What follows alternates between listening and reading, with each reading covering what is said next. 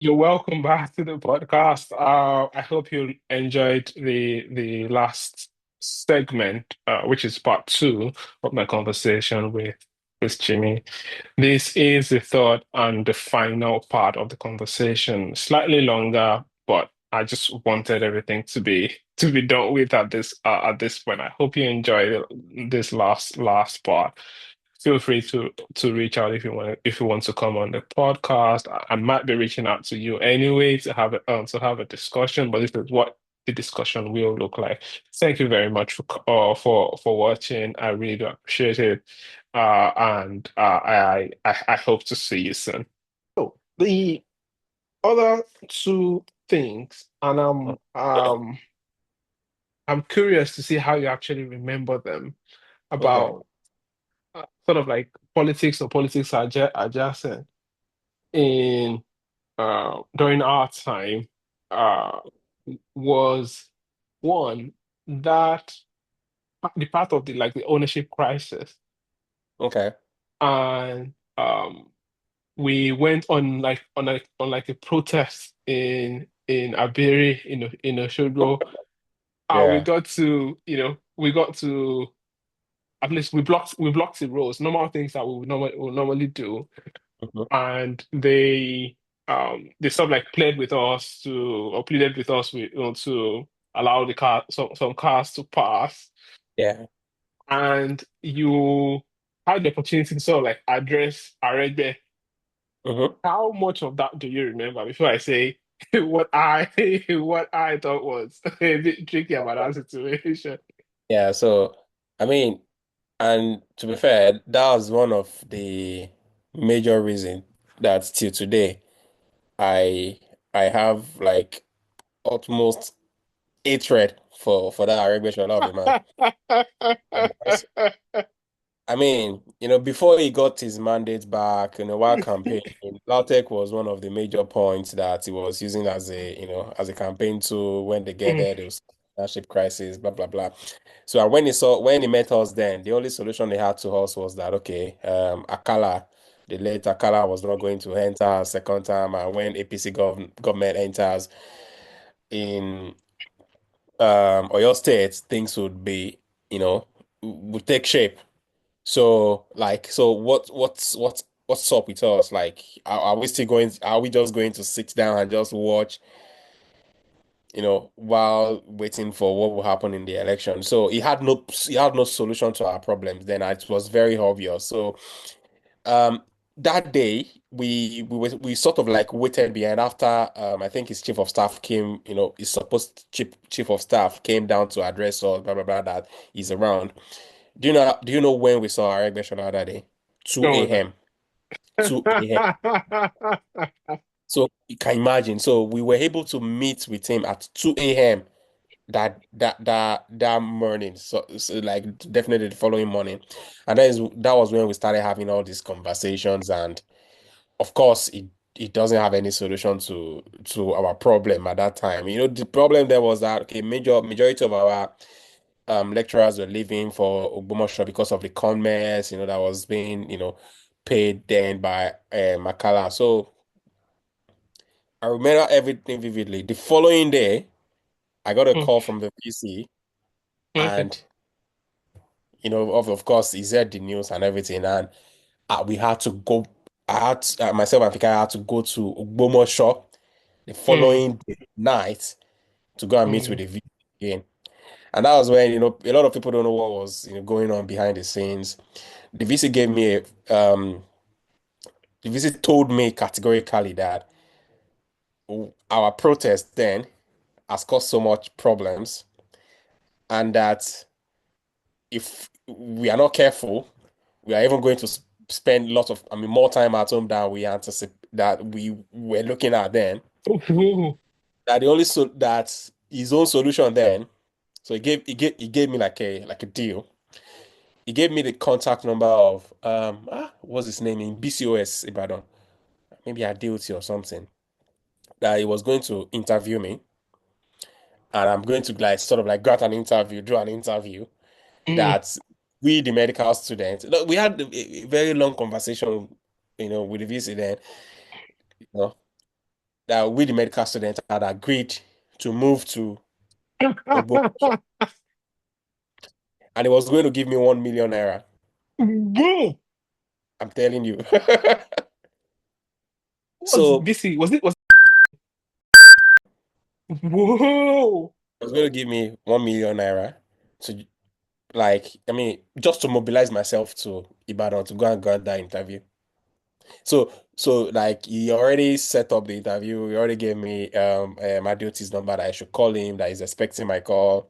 Mm, So I mean, of course I couldn't even do that because I'll be betraying a lot of people. I'll even be betraying myself. I mean, you know what's up there now, like there's yeah. already nothing for us to go to, to go to Ogbomoso for. Yeah. Yeah. There was Yeah. nothing in the sure.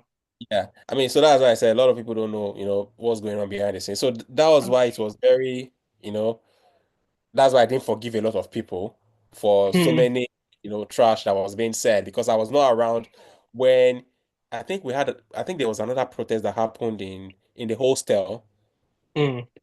in the Yeah. hostel. I think there was sort of like some altercations between Kepa and SS Taiwo, I mean, or AY.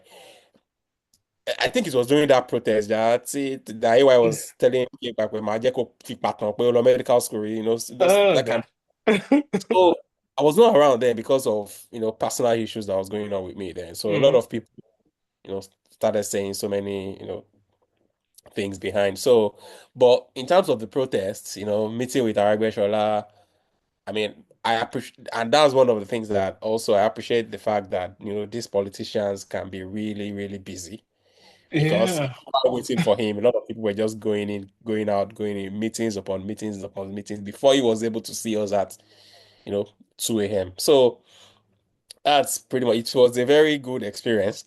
So Apart this, from but sorry, just I cannot get over the fact that you got offered 1 million naira I and would have, you yeah, and you turned it down I would as have been a millionaire then. as a student. We're talking 1 million naira in 2010. Is that or 2010, correct? Yes. that was a lot of money for 2010, and I think it was a reflection of one Akala government and how they were willing to just like throw Yes. money at all the problems and bribe their way for everything. But Yeah. did you tell, apart from you and Fikayo, was it 1 million naira each, or was it just like 1 million naira No, for you? so, I mean, as far as VC was concerned, it was just going to give me 1 million naira. Give So, you 1 million naira? I Uh, ever want to boss it. It's, my God, how many people knew that you were offered 1 million? Because this is the very first time I'm actually hearing it was just, about this. it was just myself and Fikayo that we were in the meeting together. So how did you now? Did you just not call the person? So, so I did not call. So the VC was on my neck, right?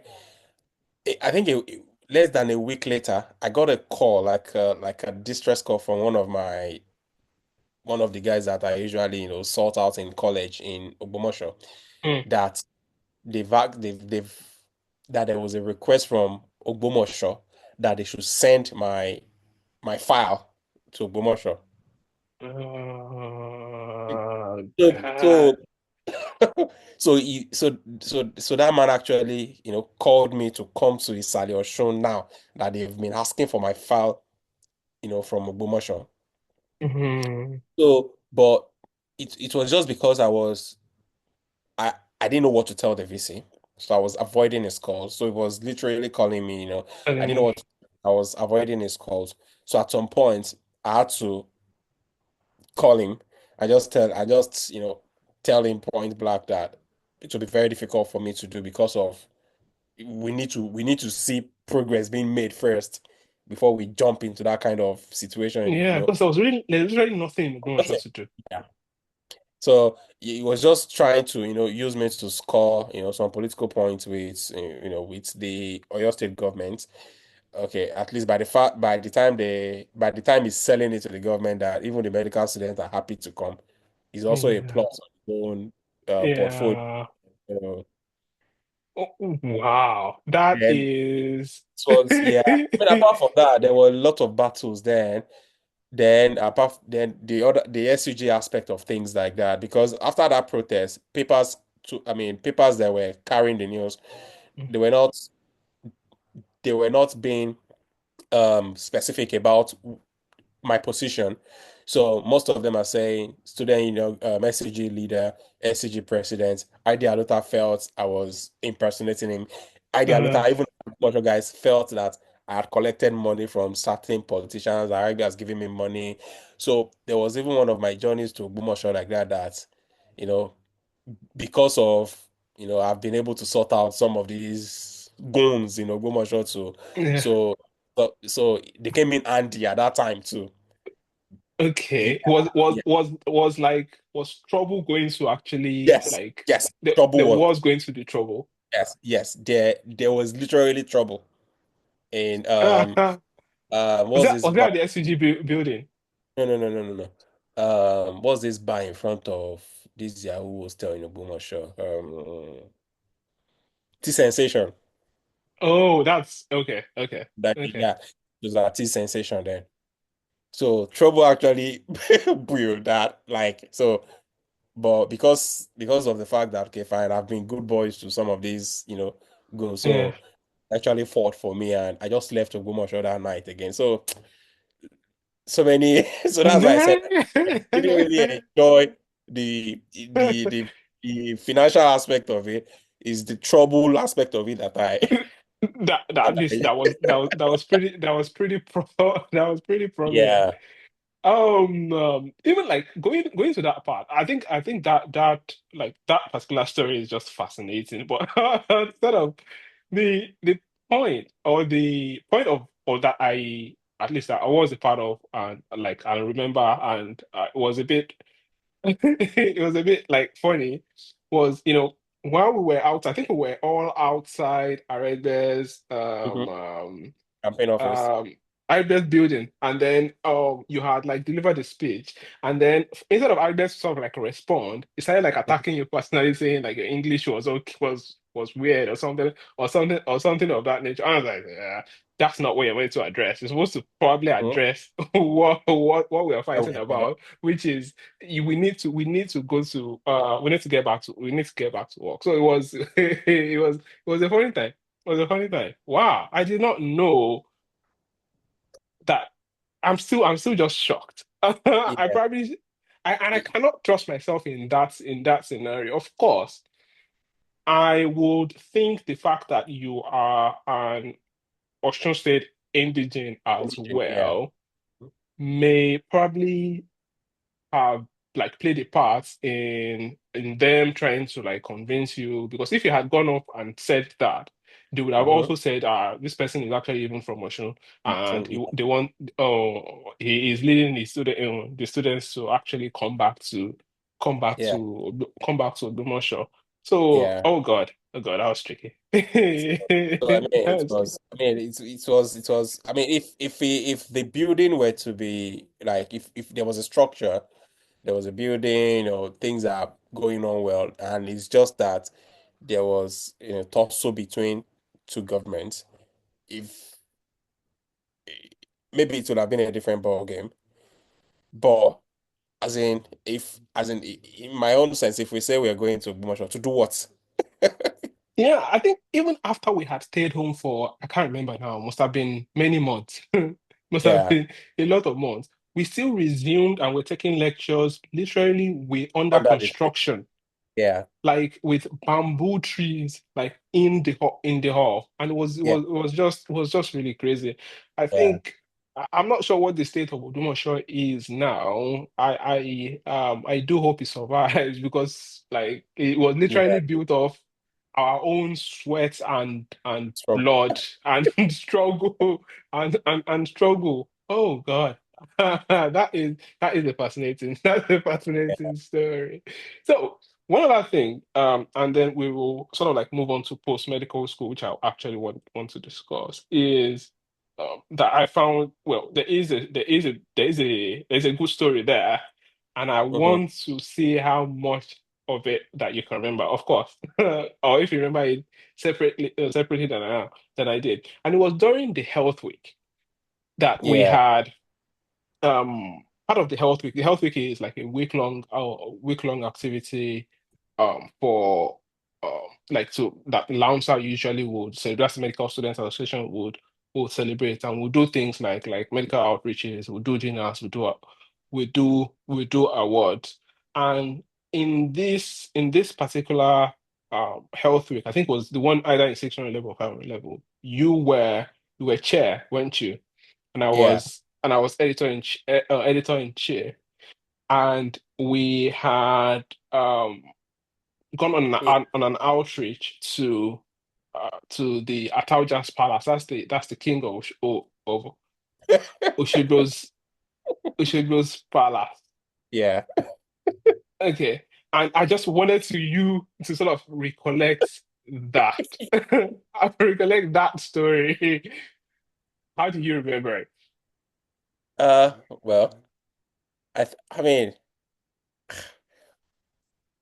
things were going on smoothly. Not until we pulled out our cameras and and we wanted to like sort of like take pictures. Like, I mean, we were, I mean, innocently. I mean, we wanted to take those innocent pictures with the Hubba, and he took it in an entirely different dimension. I think it was because he felt he was not well dressed, right? That he was not well dressed, and he thought we were going to like sort of like, send those pictures out while he was in that state. And he was almost going to, I mean, start cursing us, throw us out of his palace and throw us Was out of his palace and it was funny scary to me because it was just yeah, like it was both of us that were in that were in that scene. I'm not sure if there was anyone in the room, but the yeah, primary focus was just both of us. And we had gone to the to like the palace, where outside the palace where like everything was going okay. And then we entered the palace and he came down and then he met us. Yes, it was not like very very kingly dressed, mhm, but we just wanted to like do his blood pressure. I don't know if I was doing the blood. I can't remember if I was doing the blood pressure and you had the camera, or you were doing the blood pressure and I had the camera. Whatever it was just a bloody a bloody shit show. After he sort of like realized, because he now thought that we were sneakily taking his pictures. And one of pictures the things, yeah, and one of the things he said was that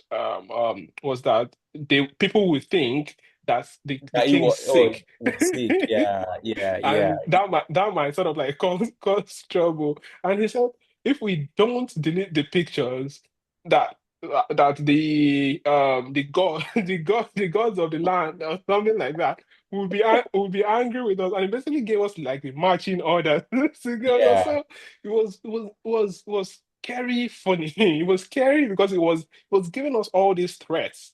Hmm. And then we sort of got out.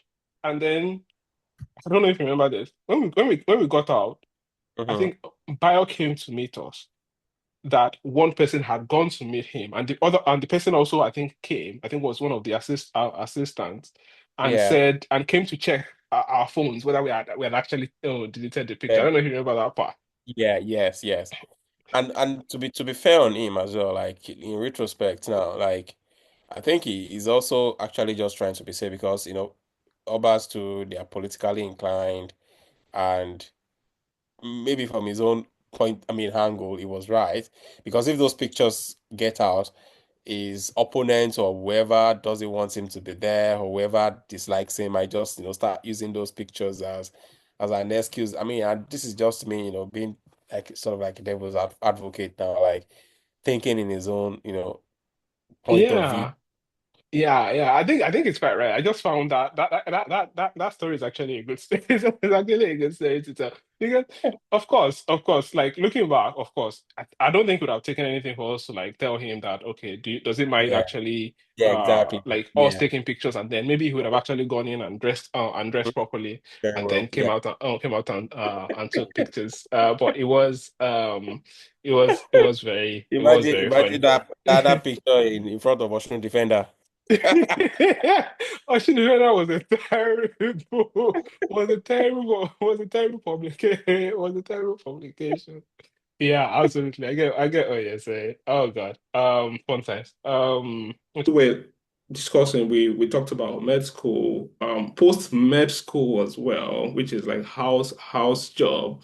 We were together at least for a couple of months before I spoke to my legs, as people would say. Uh, Not greener pastures. yeah, yeah. So just how was the house job experience in total for you? No, horrible. I mean, that's to paint it lightly. It's horrible. I mean, as you probably know, we are still receiving our house job salary up to now. And looking at it, I think we did house job 10 years ago, or maybe 9 years ago. So that's to tell you that, I mean, I'm being owed 9 years salary. So it was horrible. I mean, the clinical experience of it, I mean, was good. At least that's provided a very good foundation that we are using now in terms of our clinical practice. Um, but I mean, the expectations was that, okay, fine, when you're in a house job, in at least you become more financially um successful, so to say. You don't have much responsibilities. So that's one of those things we're really looking, forward to. And the very first 6 months of our house job, we didn't receive a dime in salary. So it was a nightmare. Um, a lot of people, including yourself, left at some point when you got better places. Some of us couldn't, so we were stuck in the whole process for a year. But I mean, it's one of the darkest periods of my life, I would say, Oh. because I was living in in abject poverty.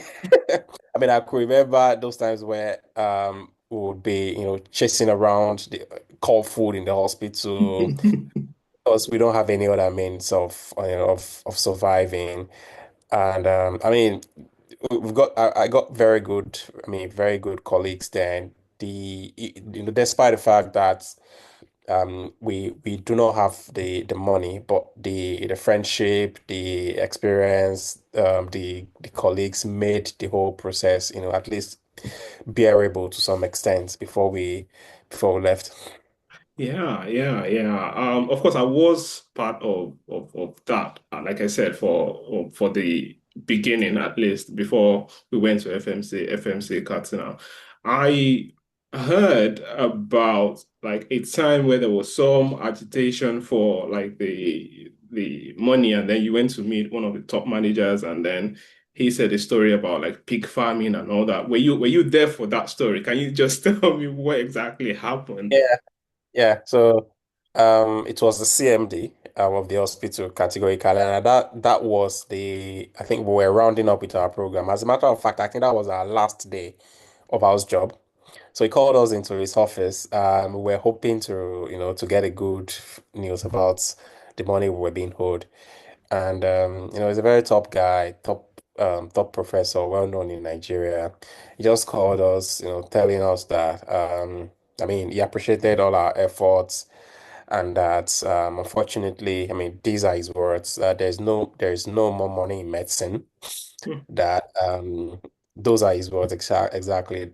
There's no more money in medicine. So he was advising us to, venture into other things. He said, I mean, we could consider pig farming.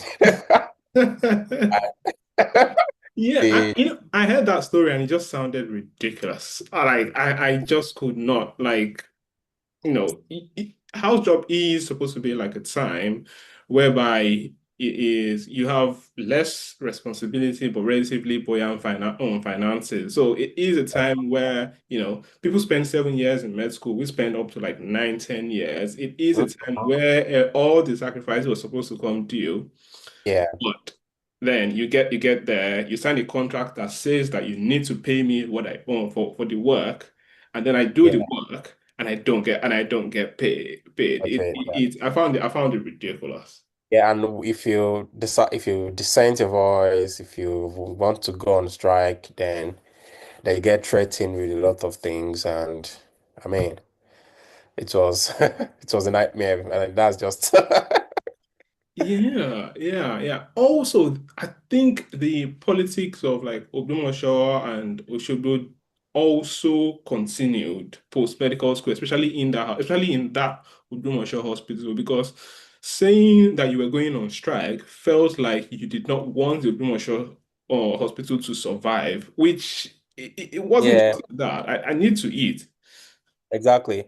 And the thing is that most of our consultants, the majority of them are Oyo State indigenes, Ogbomoso. So they see the hospital, or maybe they were seeing the hospital as, being their property. So it's not even as a matter of a government property, it's our own, like it's our own hospital. So it must work at all costs. So they don't even mind the fact that, I mean, some of them do not even mind the fact that they were not getting paid. So far, the hospital is Yeah. up and running. God. Oh God. Okay. So sort of like moving on from there, I want you to talk a little bit about that time post house job because I think you guys finished house job before we did, given that we had to go restart. So there was that time where it seemed like you and Lakon were doing like jobs I could not fathom in in Lagos. I think you guys were making money, but just talk a little bit about that time and how it was working for you, what you were doing, and like how if it was worth it at the end. I mean, I would say it was worth it at the end. But I mean, like you said, we did so many unimaginable jobs. So myself, as an example, I'd worked in a hospital before that I was getting paid 2,000 naira to cover night shifts. Per hour.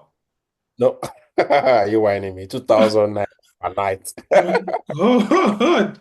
2,000 naira per night.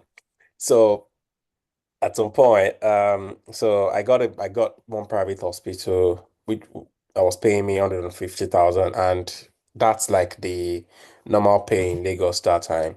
So I was working morning shifts there. So I got another hospital that I was getting another 150,000 to cover their nights.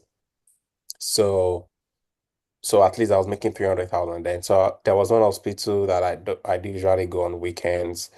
I think it's owned by an HMO. So I think on a weekend they pay us I can't remember, maybe 15,000 or 20,000. So it's a good amount of money then. So at least roughly. So I was making about maybe 320, 300, and then couple with, referrals for scans and everything. Maybe average of 300, 350 grand in Lagos then. So the good thing is that I do not have to pay rent because I was sleeping in the hospital. Crazy. Um, I do not have to pay much for food because the two hospitals provide at least a meal for us.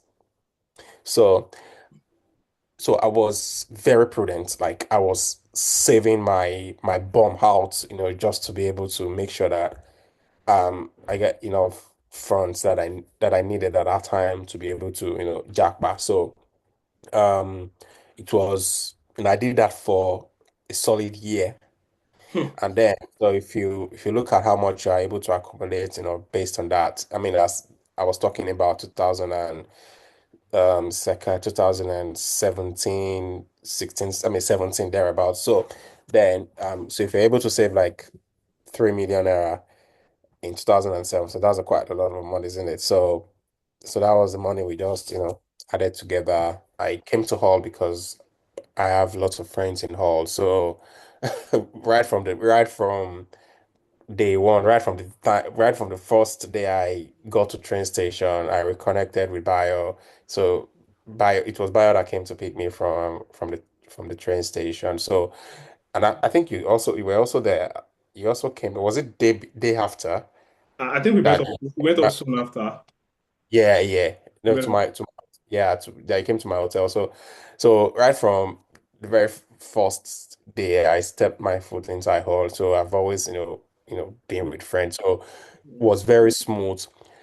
And easy as well. Yeah, I think So at this point we have to shout out Tolani. I think she allowed you stay in a garage for a couple of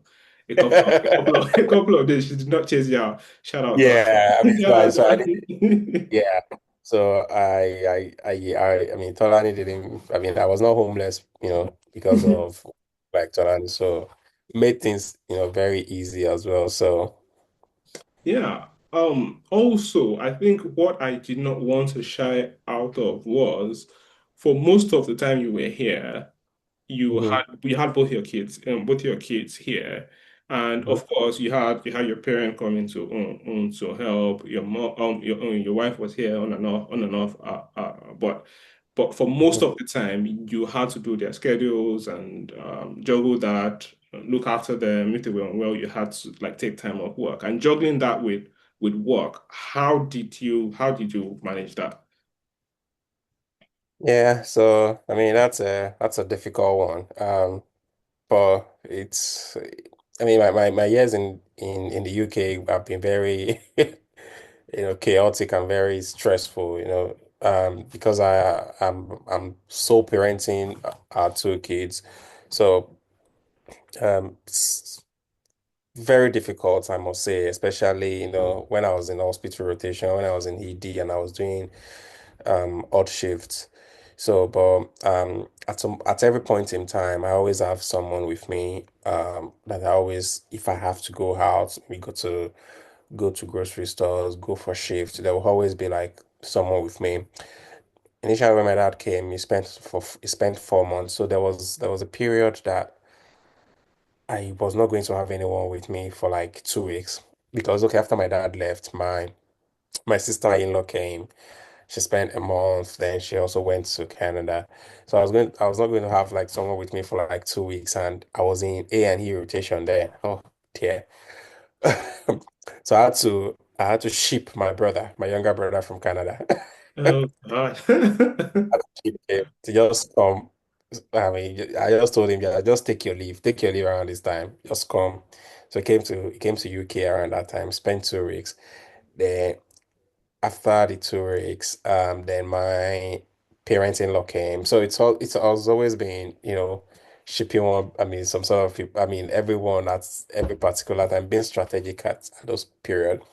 But in terms of, I mean, so what I needed people for was that, okay, if I just need someone to be at home because they're quite young. So, but I mean, I do the cooking, do the preparing for schools, come back from school, do their reading time, make their meals again. So I mean, I do not know how I was able to to survive. Yeah, it is part of the things that sort of like makes me like marvel at when you do those things. I personally I don't know if I'll be able to. I'm not in that shoe, definitely. Mhm. But like looking at you from far, I don't think I'll be able to cope.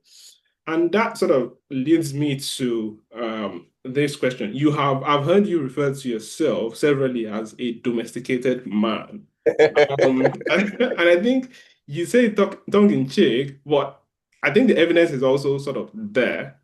Mhm. Uh, Certain instances, we've been in certain rooms before. Maybe we've been like visiting friends, and then would eat, and then you would go, and then you start watching the place that you used to eat. I'm not saying, and that's like culturally, I think a good thing. At least I think it's a good thing.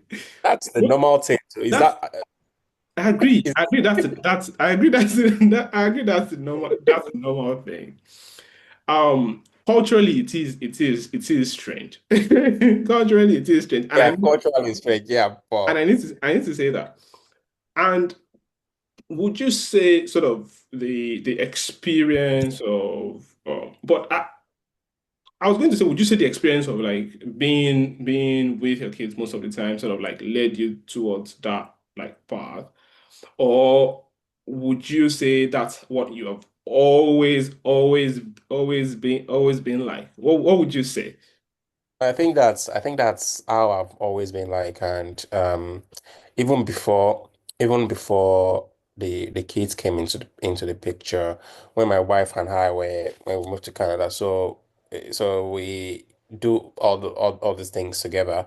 So if she's cooking, I'm doing the dishes. If I'm doing the dishes, she's cooking. So it's sort of like a joint exercise for her. So and if you so I do not like seeing dirty dishes in the sink. Like even if I come to your home and I even if I have not eaten there, if I come to your home and the dishes are dirty, I can voluntarily just start helping you with it.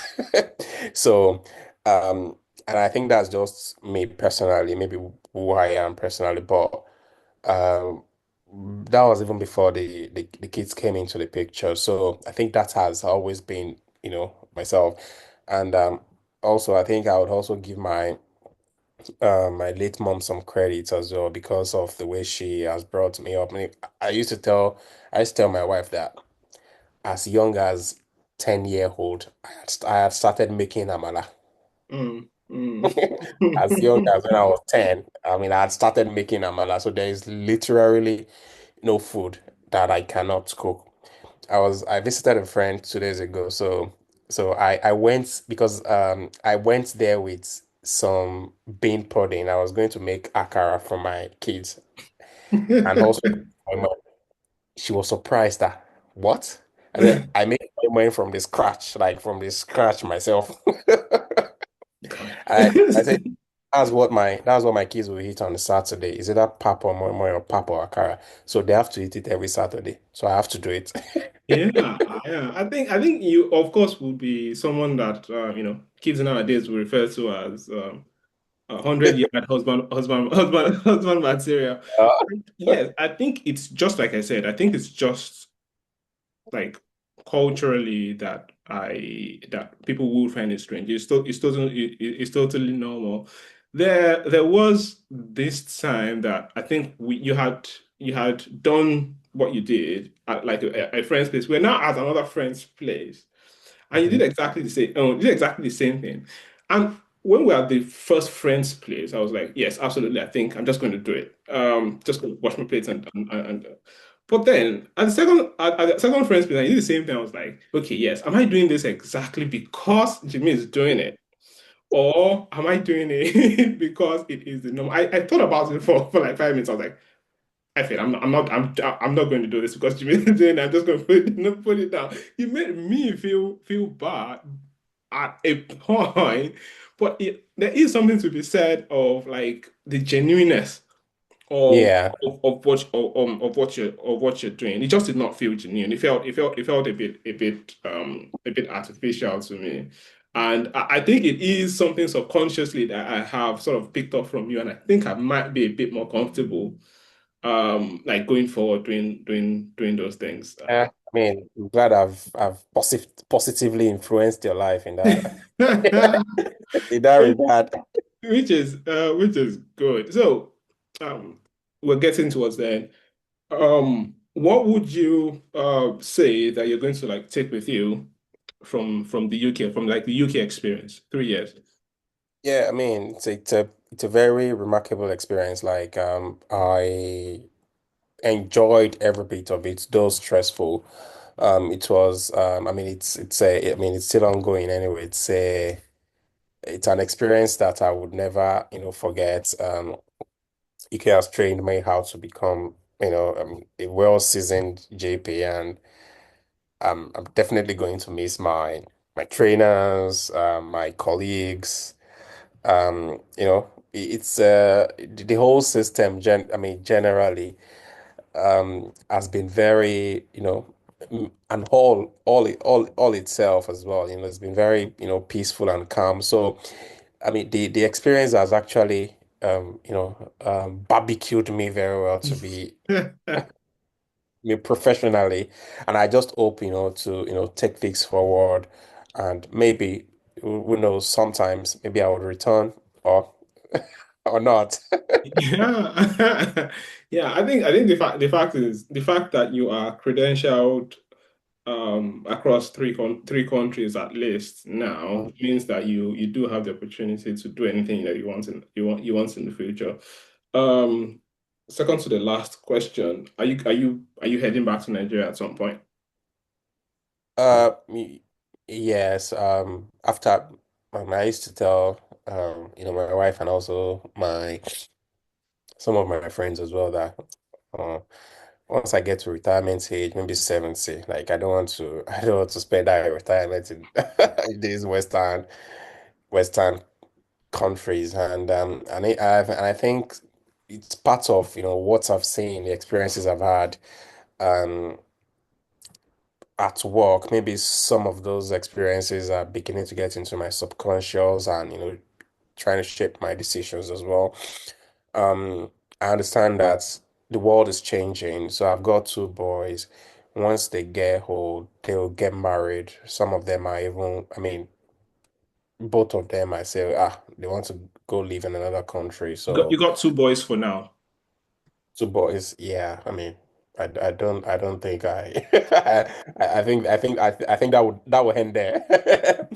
So I don't want to live in the care home when I'm 70. So You said that, and I did write it to one of my one of my write-ups. I guess the question is, what do you think would be there for you, having spent this much time in the West? What do you think you're going back to? What do you think? What do you think Nigeria would represent to you then? I mean, so it's a conversation I've been having with a few friends, and I think we share in the same line of thought as well. So the plan is, God spare our lives. We're all 70. Just go to one estate, buy one estate.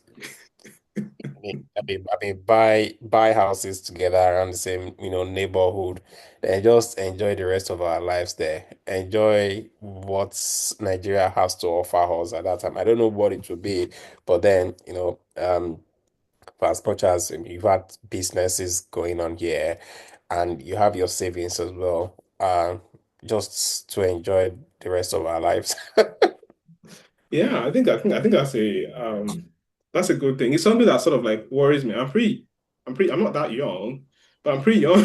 I'm pretty young to have this thought. But the amount of time that particular thought about like what's coming, what are you going to do, bothers me. Yeah. It is breathtaking. I like sometimes that thought occupies my mind that you don't get to enjoy the present, and it can be really bad. It can be Yeah, really I mean that's just my own. I mean that's my own goal. At 70, just leave whatever it is that I'm doing here, go back home. I mean, do some volunteers. Maybe I mean visit universities. Just do some volunteers just to keep myself busy. But the bit will just be like I want to be in Nigeria, I mean where I'm from, basically. Because I mean, if you look at it, if you are in the Western world as an elderly, sometimes it can be very lonely. I mean, if you look at how many lonely people you have seen in their elderly age, so I mean, I don't pray for that kind of experience. So I think I would rather just, work towards, I mean, maybe 5, 10 years to that time, start putting in, measures in place to make sure that, okay, fine, we have a good settlement, retirement plan back home. yeah. Just to make it a bit darker, where have you thought about where you'd like to be buried? Ah, Because I'm thinking about you. I think you are from Ila, so you got that option. But I mm, don't think you know Ila as much as you know Ibadan because you're mostly yeah, raised in Ibadan. You lived for a time yeah. in Lagos. You have UK ties now. You have Canadian ties now. Actually, I haven't had a thought about it, but I mean, I had an experience when I was a trainee, and I just thought about it that no, I have to do my respect from as early as possible because of the Respect from. I had to do it as early as possible because of the experience I had then. But I mean, I've not had a thought about it. I mean, being cremated is also something that appeals to me personally. Oh, that's Uh, Western. so. I think it's just maybe the time is not maybe I don't maybe I've not actually had to sit down to think about it well, but I think it's a food thought, it's a food for thought, something I need to go, to go and think, thoroughly about really. It's pretty grim, isn't it? Yeah. It's all right. All right, man. Um, I guess the so last question I wanted to ask you was if you could give yourself an advice, but you were just 10 years younger, hmm what would that advice be? Mm. So basically to give my 10-year younger self an advice. Mm.